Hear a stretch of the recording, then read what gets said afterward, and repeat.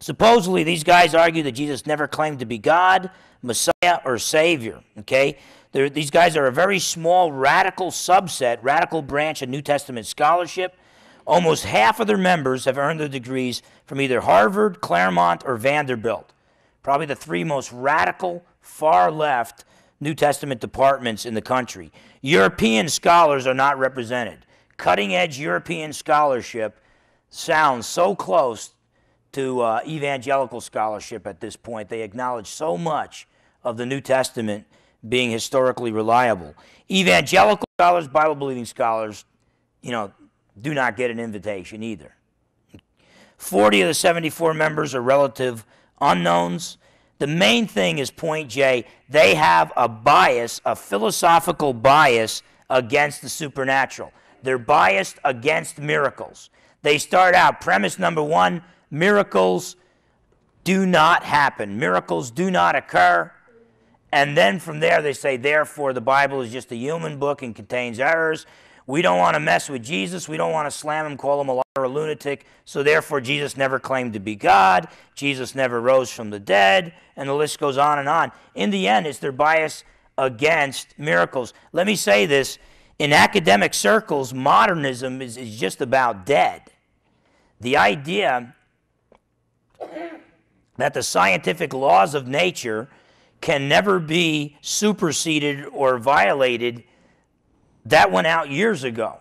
So in other words, what I'm saying is many philosophers, even non-believing philosophers, today are now open to the possibility of miracles occurring. That's why a program from the 1980s, Unsolved Mysteries, could actually get a wide following. And a movie like Signs can get a wide following because people are now realizing we don't know as much as we thought we knew. And there's more to life. We haven't figured this whole thing out. So the problem with the Jesus Seminar is they're still stuck in 19th century philosophy. They still have a 19th century philosophical bias against miracles that most scholars have realized that there was no real basis for that bias against miracles. They assume the Gospels are false until proven true. That's not the way you examine ancient literature.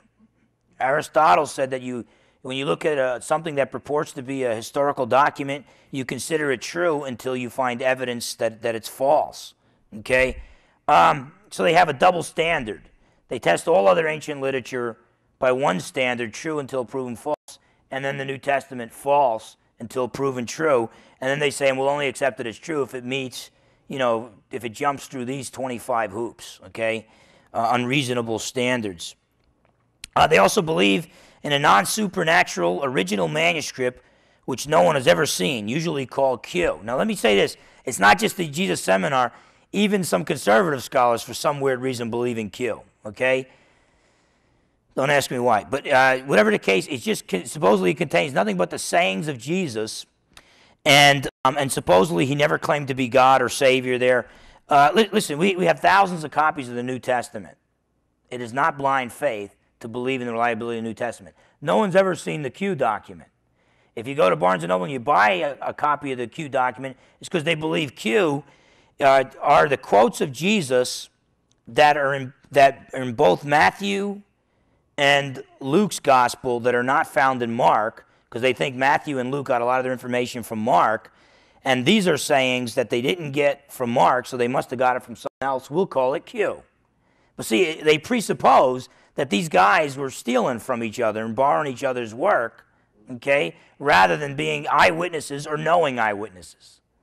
So it's all based on assumptions. And then the Gospel of Thomas, we now know, is a highly suspect, heretical, Gnostic document that dates at its earliest about 140, probably closer to 170 A.D. Now, the way we refute these guys is you turn the page, the reliability, we argue for the reliability of the New Testament. Do you realize the New Testament is by far, when you look at the manuscript evidence, it's by far the most accurate, the most reliable of all ancient writings. We have more handwritten copies, about 25,000 copies of or fragments of the New Testament. 5,000 of them in the Greek, the original language. The gap between the earliest copy that we have and when the originals were supposedly written, John Ryland's fragment of John chapter 18, Jesus before Pontius Pilate, dates somewhere between 100 and 125 AD.